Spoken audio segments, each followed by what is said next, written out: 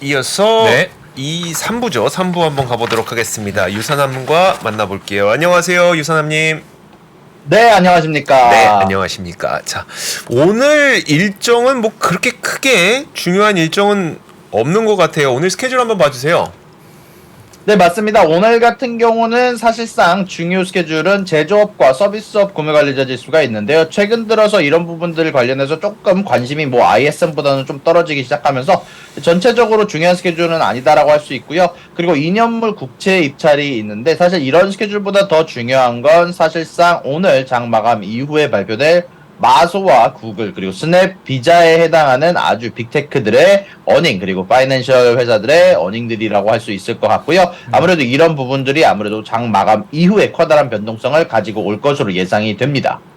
네. 혹시 유선남님께서는 물론 지금 외신을 통해서 많이 나오고 있는 상태지만 어떻게 보시나요? 지금 오늘 나올 이제 실적 발표.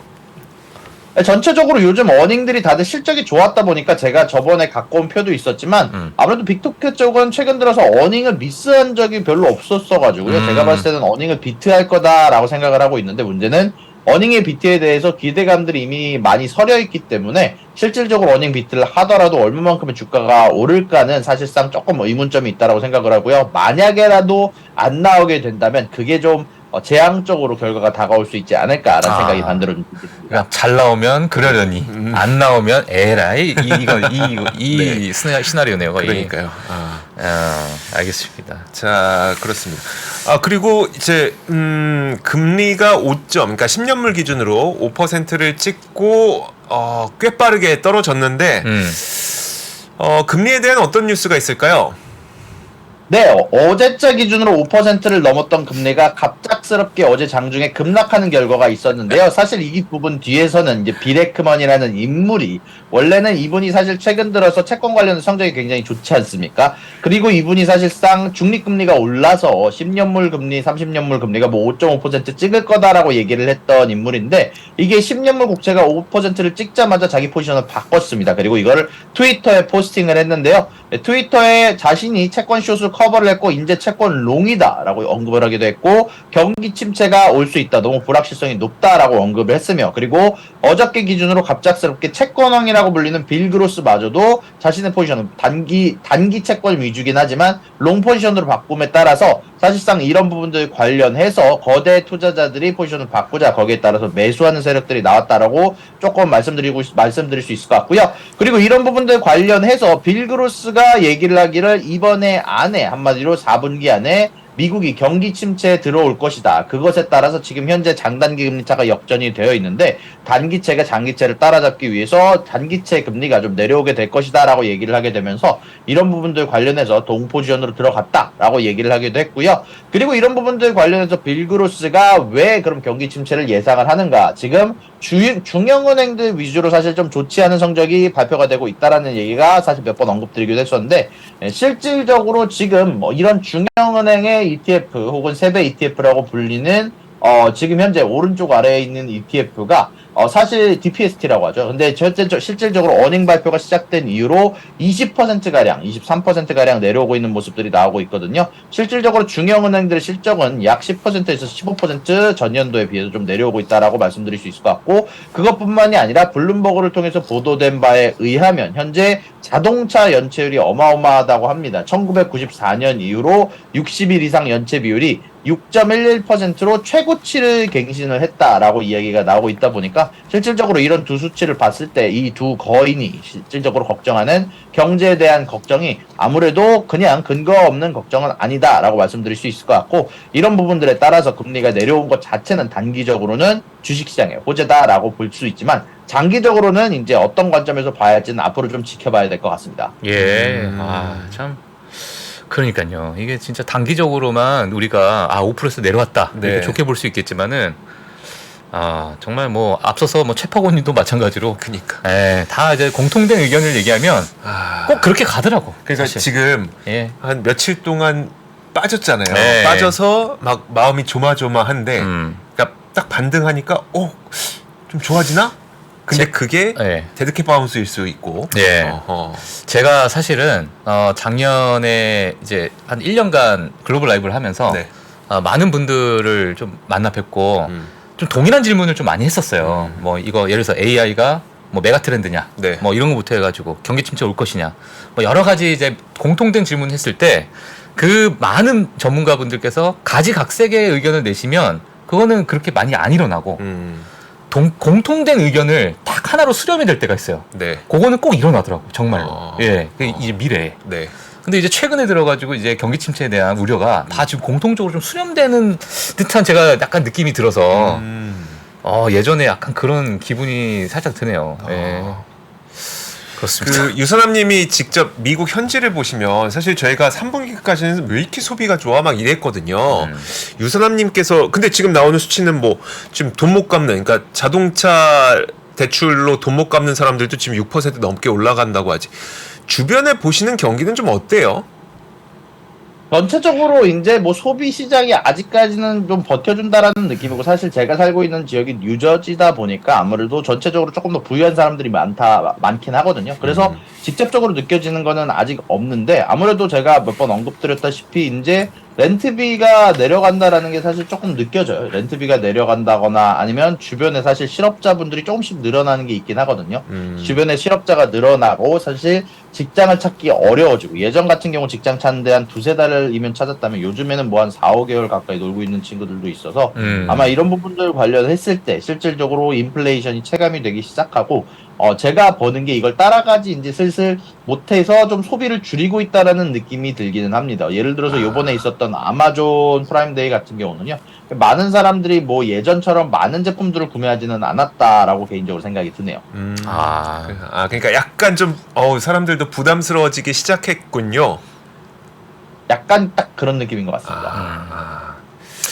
어제 뭐 아마존 매출 성장률 예상치가 네. 약간은 좀 지지부진한 게 이유가 있었어요. 그러니까요. 알겠습니다. 자, 다음 소식은 이 뭐 시장이 지금 비트코인 때문에 떠들썩합니다. 비트코인 소식 좀 전해주세요. 예. 네, 사실 어저께 기준으로 비트코인이 급격하게 올랐는데요. 이런 부분들 관련해서 왜 올랐는지 간단하게 짚고 넘어가야 될 것 같습니다. 사실 이제 여러 미디어에서 이제 비트코인 ETF가 DTCC에 등록이 됐다, 승인 임박이 됐다라고 뉴스가 전달이 되게 되면서 비트코인 가격이 35,000불까지 올랐습니다. 이런 부분들 관련해서 정확히 얘기하면 이 에릭 발추나스라는 블룸버그 애널리스트가 트윗을 전달하면서 일어난 사태라고 생각하시면 좋을 것 같은데요. 이 에릭 발추나스가 DTCC에 이번에 이제 iShares 비트코인 트러스트 블랙록에서 출시하는 현물 비트코인 ETF가 등록이 됐다. 이제 곧 이제 ETF가 출시될 수 있을 것 같다라고 얘기를 하긴 했지만 사실 블룸버그에서는 이야기를 조금 조절을 했습니다. 이제 블룸버그에서는 발추너스가 이것이 기술적으로 승인됐다라는 의미가 아니다. 확실하지 않다.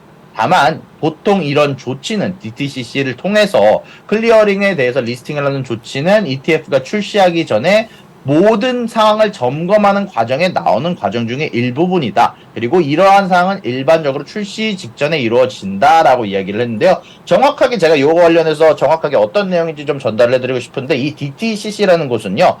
간단하게 정리하면 매수인과 매도인 사이에서 주식이나 여러 가지 관련해서 매수인과 매도인 사이에서 중간자 입장을 해주는 클리어링 하우스입니다. 간단하게 정리하면 매도인과 매수인이 주식을 사고 팔 때 이때 매도인이 주식을 팔면은 이거를 DTCC가 갖다가 매수인한테 줍니다. 그리고 돈을 매수인한테 받아서 매도인에게 전달을 해줍니다. 이렇게 중간자 입장을 하는 게 클리어링 하우스를 하는 게 DTCC인데요. 근데 이런 부분들 관련해서 이 ETF가 이 DTCC에 등록을 했다라는 건 그만큼 블랙록이 사실 추가적으로 노력을 했다라는 거기 때문에 사실 승인에 대한 자신감이 올라왔다라고 얘기를 할 수도 있지만 문제는 이 DTCC가 SEC는 아니군요. 이 둘 다 부서가 완전히 다른 부서다 보니까 결국 SEC의 마음에 따라서 결정이 된다 보니까 아무래도 지금 당장 뉴스에서 막 계속 나오는 것처럼 뭐 다음 주 안에 무조건 나온다 이런 거는 아니고요. 분명히 이런 조치들이 ETF 출시 직전에 나오는 경우가 많기는 하지만 안 그렇게 되는 경우도 있거든요. DTCC를 통과를 했지만 상장이 안 되는 경우가 보통 OTC에 등록이 되기도 하는 거고 이제 그러다 보니까 정확하게 말하면 승인에 대한 가능성, 단기적으로 승인에 대한 가능성이 높아졌다라고 보는 게 맞고 그리고 이런 부분들 관련해서 이미 블룸버그 쪽에서는 단기적 승인 가능성이 75%라고 보고 있다라고 몇 번 전달을 하기도 했었고요. 이런 부분들 관련해서는 계속 봐야 되겠지만 그냥 승인이 됐다. 단기적으로 승인이 된다 보다는 앞으로 단기적으로 승인될 가능성이 더 많이 높아졌다로 보는 게 아무래도 이 내용을 해석하는데 적당한 해석이 아닐까라고 생각이 좀 듭니다. 네, 알겠습니다. 그렇군요. 어우, 되게 자세하게 들었어요. 예. 클리어링 하우스. 이걸 저희 자격증 시험 볼 때 공부했던 바로 그 클리어링 하우스. 우리나라에서 미국 주식 투자할 때도 그 클리어링 하우스를 거쳐야 되는 거죠. 그렇죠, 그렇죠. 그런 중간에 있는 예, 클리어링 맞습니다. 하우스. 예. 그게 여기에 있군요. 그게 그리고 DTC시고. 알겠습니다. 자. 비트코인 내용 잘 들어봤고요. 예. 잠깐만. 그러면 넘어가기 전에 유선남님, 그러면 이런 거 어떻게 보면은 약간 아직 확정된 건 아닌데 기대감으로 가격이 꽤 많이 올라가고 있는 거잖아요. 이 현상에 대해서 유선남님께서는 어떻게 보세요? 아무래도 승인 가능성이 높아졌으니까 돈들이 들어오는 것도 있고요. 그리고 이런 거 말고도 사실 여러 가지 이제 블랙록 쪽에서 자신 있어 하는 모습이 나오고 있다라는 건 꽤 많이 좀 요즘에 많이 이야기가 나오고 있거든요. 이제 중국이 아니라 블랙록이 이제 시드를 이제 쌓으려고 합니다. 이게 무슨 뜻이냐면 주변의 기관급 투자자들이나 은행들한테서 돈을 받아서 미리 ETF 관련한 자금을 마련하는 작업을 만들고 있다는 뉴스도 나왔었는데, 이런 부분들 관련해서 블랙록이 이만큼 자신이 있고 실질적으로 이런 조치들이 대부분은 원래 ETF가 출시가 되기 직전에 하는 거기는 합니다. 그러다 보니까 이런 부분들 관련해서 미리 좀 리스크가 있더라도 매수를 하고 싶어하는 세력들이 좀 들어오고 있는 것 같고, 그리고 이런 부분들 관련해서 실질적으로 ETF가 나오기 전에 아무래도 자금이 ETF에 흘러갈 자금들이 미리 이제 코인에 들어오는 경우도 있다 보니까 이런 부분들이 확실히 이제 비트코인을 끌어올릴 호재라고 생각이 되기는 하지만 변동성이 예상보다 꽤 높다라는 건 이제 제 개인적인 생각도 조금 첨부하도록 하겠습니다. 예상보다 꽤 높다. 예. 살짝 첨부한 건 아닌 것 같고 강하게 첨부하셨어요. 거의 경고 수준인데. 농담입니다. 알겠습니다. 예. 자, 그리고 다음 중국에서 지금 부양을 위해서 국채를 크게 발행할 계획인 건가요? 이제 정확히 말하면 이미 예산안 조정을 했습니다. 이런 부분들 관련해서 사실 중국이 갑작스럽게 예산안 조정을 하는 것은 이례적으로 볼 수 있는 일인데요. 일단 이런 부분들 관련해서 2023년, 앞으로 얼마 남지 않은 2023년 동안 추가적으로 국채를 1조 위안화를 발행을 할 거다라고 얘기를 발표를 했는데요. 이런 부분들은 로컬 정부를 살리기 위해서, 이제 건설적으로 살리기 위해서 지급이 될 거다라는 얘기가 나오고 있고요. 그리고 이번에 시진핑 주석 같은 경우는 이번에 이런 부분들 관련해서 이야기를 언급하고 난 이후에 중국의 중앙은행을 들려서 여러 이야기를 하고 갔다라고 얘기가 되고 있고, 이건 말고도 사실 좀 재미난 소식이 중국에서 있습니다. 이제 미중 관계 관련해서 앞으로 경제 실무자들이 계속 회의를 진행할 거다라고 예전에 언급해드린 적이 있었는데, 그 회의가 실질적으로 이번에 처음으로 진행 중인 것으로 보이고요. 그리고 그 소식에 앞서서 이제 리샹푸 이제 국방부 장관이 국무장관이 해임이 됐다라는 소식이 전달이 되기도 했습니다. 알겠습니다. 본인 국채 이렇게 발행하면 이제 미국 국채 덜 파는 건가요? 모르겠네, 진짜. 좀 그랬으면 좋겠네요. 예. 자, 다음은 엔비디아. 그렇죠. 예, 또 시장을 또 지금 핫하게 또 만들고 있는 상황이긴 한데, 자, 엔비디아가 이제 ARM CPU를 만든다, 이런 뉴스가 나왔거든요. 자, 어떻게 좀 설명 좀 부탁드리겠습니다. 네, 현재 엔비디아 같은 경우는요, 원래는 GPU 기반으로만 사실상 만들고 있던 회사로만 알고 계실 텐데, 이 엔비디아가 ARM과 합작을 통해서 이제 PC에 관련해서 이제 인텔이 담당하고 있는 아키텍처, 인텔 쪽 아키텍처가 있고 ARM 베이스의 아키텍처가 있는데, 이 ARM 베이스의 아키텍처 같은 거는 아이패드, M1, M1 칩으로 만들어진 이제 맥 시리즈 혹은 저전력 노트북들 혹은 넷북 같은 것들이 보통 이 ARM 베이스로 만들어지게 되는데요. 이런 부분들 관련해서 이 ARM 베이스로 만들어지는 PC에 관련돼서 CPU를 엔비디아가 제작을 하겠다라고 선언을 하게 되면서 인텔 쪽에는 전체적으로 강력한 경쟁자가 나타났다라고 얘기가 전달이 되면서 인텔 주가는 하락하고 ARM과 엔비디아가 주가가 어저께 커다랗게 올라가는 결과가 나오기도 했습니다. 예, 알겠습니다. 정말 기대되네요. 근데 어떻게 나올지. 물론 2025년 나온다고 하니까. 그러니까요. 예, 그때까지 좀 지켜봐야겠지만. 알겠습니다. 자, 그 다음에 또 어떤 뉴스가 있을까요? 네, 그 다음 뉴스는 아이온큐가 사실 많은 한국 분들이 투자하시는 주식들 중 하나인데, 안 좋은 소식이 하나가 전달이 됐습니다. 이제 공동 창업자 혹은 아이온큐의 아버지로 불리는 먼로 교수가, 이제 메릴랜드 교수가 회사를 떠난다라고 발표를 했는데요. 이제 그 정확한 속내는 아직 이야기가 발표가 되지는 않았고요. 이 공동 창업자가 퇴사한다는 소식 자체가 현재 아이온큐 주가가 떨어지는데 일조를 하기도 했습니다. 예.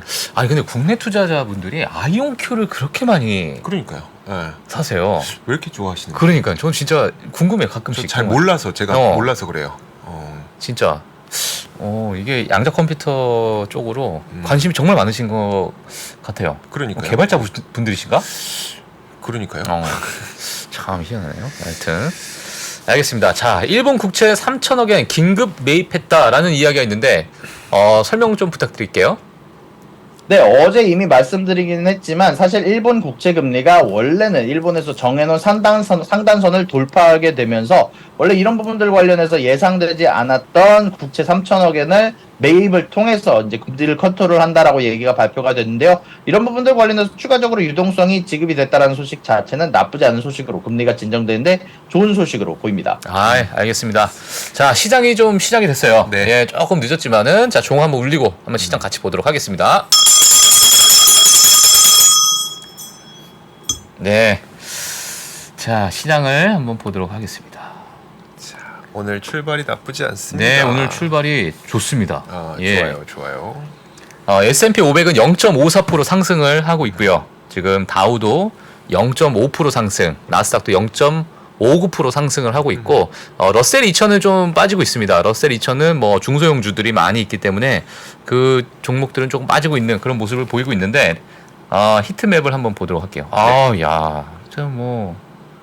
밝다. 예, S&P 500 기준으로 봤을 때는 전반적으로 다 올라가고 있는 그런 시장을 볼 수 있을 것 같아요. 지금 테슬라도 2.4% 상승하고 있고 오늘 뭐 G도 실적 발표를 했죠. 네. 예, 3.3% 예, 좋은 실적 발표를 하게 되면서 이게 시장이 좀 올라가고 있고 지금 코카콜라도 마찬가지로 2.66% 이렇게 올라가고 있다 이렇게 보시면 될 것 같아요.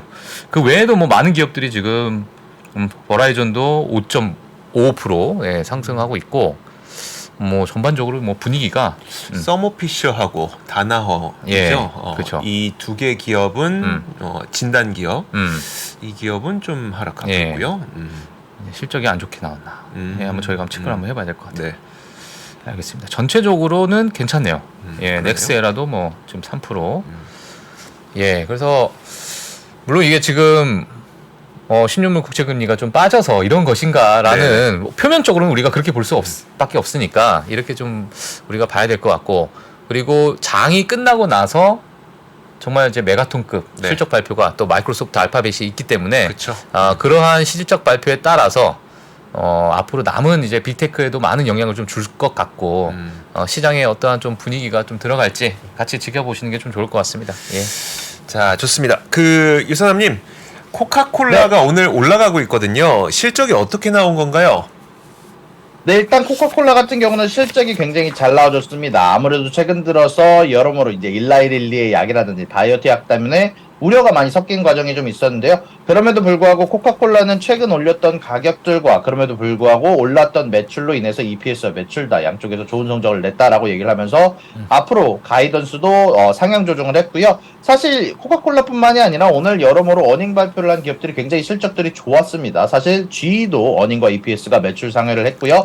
가이던스도 상향 조절을 한 상황이고요. GM 같은 경우는 사실 EPS와 매출이 상회하기는 했지만 문제는 파업으로 인해서 가이던스 제시를 하지 않으면서 이런 부분들이 악재로 작용하게 되면서 현재 주가가 좀 떨어지고 있다라고 전달해 드릴 수 있을 것 같고 이왕 개별 기업 작은 소식 전달하는 김에 아마존 소식도 전달해 드리면 딥브레인 AI와 AWS 파트너십을 체결했다는 소식까지 전달이 되기도 했습니다. 네, 알겠습니다. 자, 마지막으로 내일 아침에 그러니까 오늘 장 마감하고 유선남님 입장에서는 오늘 장 마감하고 우리 입장에서는 내일 아침에 실적을 확인해야 되는 기업 한 번만 정리해 주실까요? 네, 일단은 장마감 이후에 실적을 발표하는 기업으로는 마이크로소프트, 알파벳, 스냅, 비자, 텔라닥, 이제 한국 분들이 보통 이제 집중하시는 기업은 요거에다가 텍사스 인스트루먼트 정도가 있다라고 전달해 드릴 수 있을 것 같습니다. 예, 알겠습니다. 자, 이렇게 이제 진짜 본 게임이 시작됐네요. 어찌 보면. 이번 주가 제일 중요한 주간이 되겠죠. 그렇죠. 이번 주랑 그리고 애플 실적 발표하는 주간이랑요. 예. 그렇겠죠. 예, 알겠습니다. 오늘은 제가 네. 좀 급하게 우리나라가 이제 저출산으로 전문가님을 모셨다면서요? 예, 오늘 네. 저출산으로 저 급하게 제가 패널을 좀 모셨어요. 아, 아마 이 몸으로 직접 그 분야에 또 그거를 직접 몸으로 좀 겪으신 분이 아닐까 네. 해서 네. 글로벌 라이브 마지막 시간에 잠시 그 패널 분을 좀 모시고 네. 좀 이야기를 좀 해봐야 될 것 같습니다. 예. 알겠습니다. 그러면 일단 그 유선남님은 보내드리도록 예, 할게요. 알겠습니다. 네, 유선남님 오늘도 수고하셨습니다. 고맙습니다. 수고 많으셨습니다. 예, 감사합니다. 감사합니다. 외환위기 오는 거 아니에요? 금융위기 오는 거 아니에요? 이런 질문들을 좀 굉장히 많이 받았었습니다. 탐욕이 되게 강했을 때 위험자산으로서의 극단적인 쏠림이 나타나고 공포감이 극에 달했을 때 안전자산으로서의 극단적인 쏠림이 나타나거든요. 과거의 일이 미래에 똑같이 일어난다 이건 아니지만 그때 당시에 위기 상황에서는 어떤 공통점들이 있었는지를 보면서 우리가 대비를 하는 방법도 고민해 볼 수 있고요. 과거를 제대로 이해하는 순간 위기의 실체가 드러납니다. 오건영의 현실 경제 이야기를 서점에서 만나보세요.